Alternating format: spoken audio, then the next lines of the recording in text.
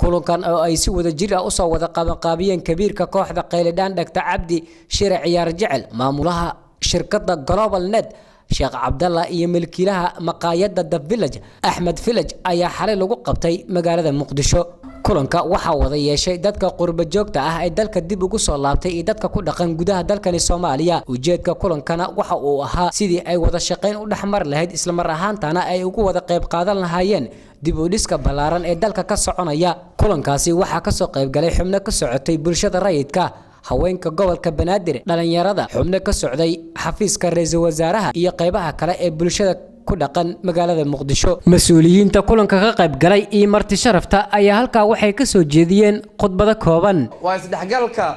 qurba joogta iyo walaalaha kale ee dhulka ku haray barnaamijkan waxa soo qaban qaabiyay sidaad horeyba looga bartay ee aad u jeediin ee asagoo maanta cusub leyrka inoo shiday Cabdi Shire Ciyaar Jecel oo ah kabiirka Qayladaan Sheekh Cabdalla oo ah madaxa Global Net iskuulka la yiraahdo oo dacallada UK iyo Europe oo dhan ku yaala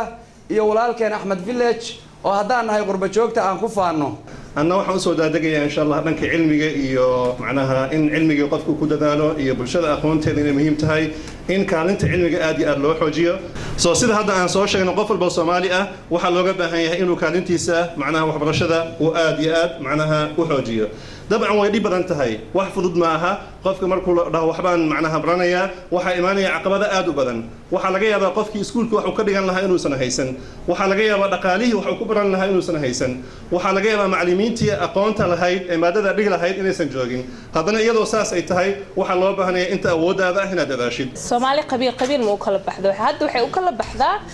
laba wax dadkii dibadii aadan iyo dadkii inta joogeen dadkii inta joogeen horta waxa inaan lu mahadsiyo waxa waaye because la'aantiin wadan ma jir lahayn Cabdi Shire iyo awliye iyo akhyaarta la midka ah dhamaantood iyana sidoo kale ayay dhiirigelin halkan ay ma aragtay u yimaadeen aniga laftirkayga 2 week ku dhawaad hal bil ku dhawaad aan hadda joogaa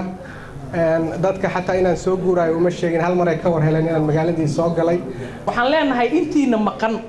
oo wali baqaysa ama sababo kale uga maqan ama la ammaanku markuu istaagaan si soo aadi doona hadda imaada aan harqino inta yar ee nabadda diidan aan harqino aan ka badano intii alla u qoraa dhimanaysa Cabdi Casiis Ibrahim Axmed Okay TV-ga caalamiga Universal magaalada Muqdisho